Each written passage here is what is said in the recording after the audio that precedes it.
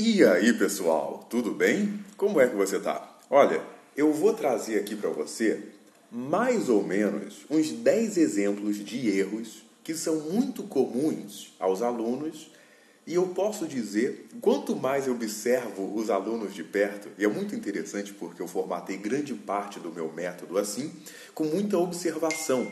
Eu via o que o aluno, eu vejo o que o aluno está precisando e eu falo, caramba, é interessante isso, porque os cursos tradicionais eles não costumam observar isso. Então, eu vou trazer aqui mais ou menos, na verdade são duas formas que eu coloquei em mais ou menos 10 exemplos, que é muito comum das pessoas errarem em inglês. Tá? Muito comum, alunos de todos os níveis, básico, intermediário, avançado, a pessoa que está se preparando para provas de proeficiência. Por isso, eu já vou acabar o papo e vamos para os exemplos. É por isso que eu costumo falar que aprender inglês se assemelha muito mais a uma colcha de retalhos. Você junta uma parte aqui, outra parte ali, uma expressão que você aprendeu numa série, uma outra que você aprendeu numa música e assim por diante. Vamos ver alguns exemplos rápidos. Olha, talvez você fique até um pouco decepcionado de eu falar dessas coisas que talvez sejam simples para você que começou ou já viu isso no inglês.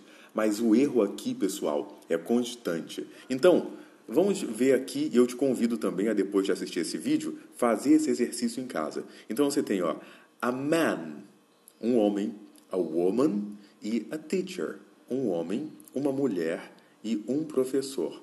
Já aqui é onde o bicho começa a pegar. Que aí você tem um problema aqui, pessoal, de pronúncia. Ou seja, olha aqui, AN. Então você tem an American man. E tá até errado aqui que tem que colocar maiúsculo. Não sei se dá para voltar aqui, mas American tem que ser com letra maiúscula. Então a pronúncia é an American man. Ou seja, um homem americano. An intelligent person, uma pessoa inteligente.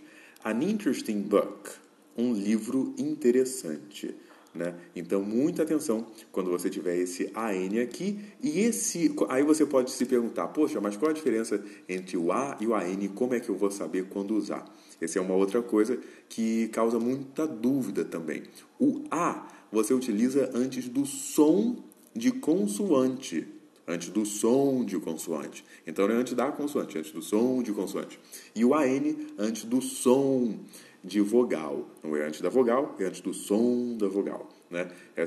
Mas não é a mesma coisa? Não é exatamente a mesma coisa, porque nós veremos, você vai ver mais pra frente, e você pode fazer seu estudo, né? Se você é bom aluno, você vai pegar o A e o AN e vai ver criteriosamente depois no Google e pesquisar a fundo na gramática. E você vai ver que não é a mesma coisa. Por isso que a ordem aqui, a regra é em relação ao som. E esse é um erro muito comum. Que a pessoa fala assim, a American ou an American. E tem que sempre falar an American, an intelligent person, an interesting book. Aí você tem um engenheiro, an engineer. E por aí vai.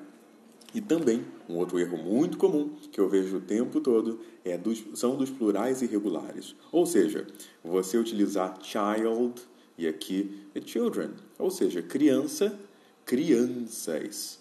Person, pessoa. People, pessoas. Fish, não muda, pessoal. Fish, one fish, two fish, é igualzinho. Peixe não muda em inglês. Né? Você pode estar no plural, no singular, é a mesma coisa. Equipment também não muda. Então você tem one equipment, two equipment, three equipment, não muda. System também não muda. Information não muda. E news. Ou seja, o que são plurais irregulares? Né? O plural irregular, só para deixar clara a explicação aqui em português, é o seguinte. Você fala assim, um livro, dois livros. Tem o S. Um celular, dois celulares. Tem o S. Então, quando você vai para o inglês, é parecido. Você tem assim, one book, two books. One table, two tables. E aí costuma ser bastante simples, porque é só adicionar o S ao final. Entretanto, esses exemplos que nós vimos, você pode ver que eles não seguem essa lógica. É uma outra lógica. Ou seja, é uma palavra no singular e outra palavra diferente no plural. Então, é bastante diferente.